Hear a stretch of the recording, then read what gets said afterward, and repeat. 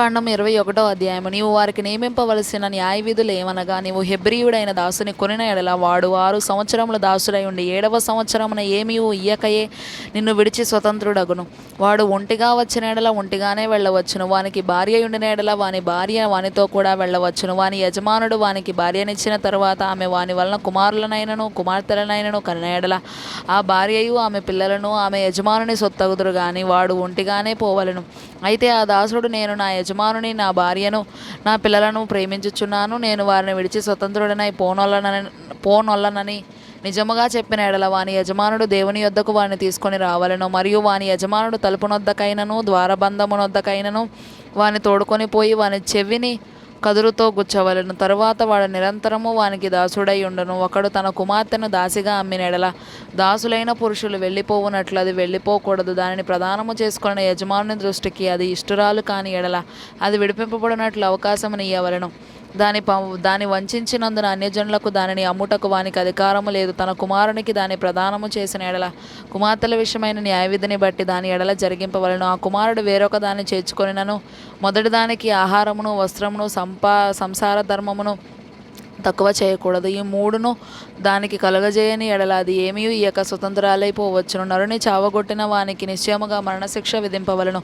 అయితే వాడు చంపవలనని పొంచి ఉండకయే దైవికముగా వాని చేత ఆ హత్య జరిగిన ఎడల వాడు పారిపోగల యొక్క స్థలమును నీకు నిర్ణయించెదను.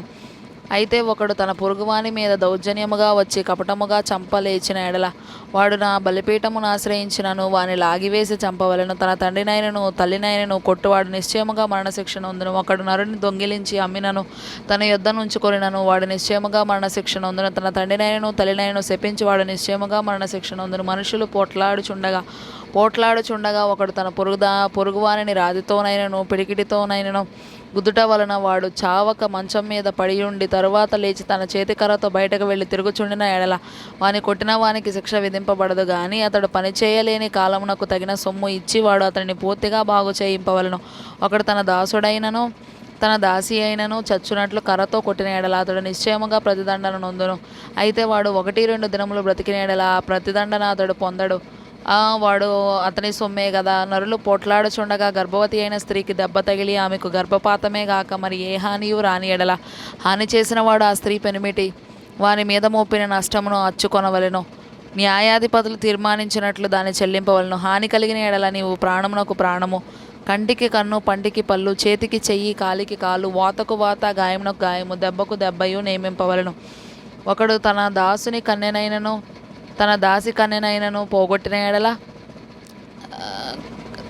ఒకడు తన దాసుని కన్నైనను తన దాసి కన్నైనను పోగొట్టిన ఎడల ఆ కంటి హానిని బట్టి వారిని స్వతంత్రునిగా పోనీయవలను. వాడు తన దాసుని పల్లైనను తన దాసి పల్లైనను ఓడగొట్టిన ఎడల ఆ పంటి నిమిత్తము వారిని స్వతంత్రులుగా పోనీయవలను.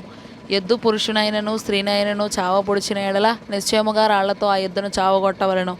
దాని మాంసమును తినకూడదు. అయితే ఆ ఎద్దు యజమానుడు నిర్దోషి అగును. ఆ ఎద్దు అంతకు ముందు పొడిచినది దాని యజమానునికి తెలుపబడినను వాడు దాన్ని భద్రము చేయకుండుట వలన అది పురుషునైనను స్త్రీనైనను చంపినలా ఆ ఎద్దును రాళ్లతో చావగొట్టవలను. దాని యజమానుడు మరణశిక్ష నొందవలను. వానికి పరిక్రయ ధనము నియమింపబడిన ఎడల వానికి నియమింపబడిన అన్నిటి ప్రకారము తన ప్రాణ విమోచన నిమిత్తము ధనము చెల్లింపవలను. అది కుమారుని పొడిచినను కుమార్తెను పొడిచినను ఈ విధి చొప్పున అతడు చేయవలను. ఆ ఎద్దు దాసునైనను దాసినైనను పొడిచిన ఎడల వారి యజమానునికి 30 తులముల వెండి చెల్లింపవలను. మరియు ఆ ఎద్దును రాళ్లతో చావకొట్టవలను. ఒకడు గోతి మీద కప్పు తీయట వలన లేక ఒకడు గొయ్యి త్రవ్వి దాన్ని కప్పకపోవట వలన దానిలో ఎద్దైనను గాడిదైనను పడిన ఎడల ఆ గోతి కామందులు ఆ నష్టమును అచ్చుకొనవలను. వాటి యజమానునికి సొమ్ము ఇయ్యవలను. చచ్చినది వాని దగును. ఒకని ఎద్దు వేరొకని ఎద్దు చచ్చినట్లు దాన్ని పొడిచిన ఎడల బ్రతికి ఉన్న ఎద్దును అమ్మి దాని విలువను పంచుకొనవలను. చచ్చిన ఎద్దును పంచుకొనవలను. అయితే అంతకుముందు ఆ ఎద్దు పొడిచినది అని తెలియబడియు దాని యజమానుడు దాన్ని భద్రము చేయని వాడైతే వాడు నిశ్చయముగా ఎద్దునియ్యవలను. చచ్చినది వాని దగును.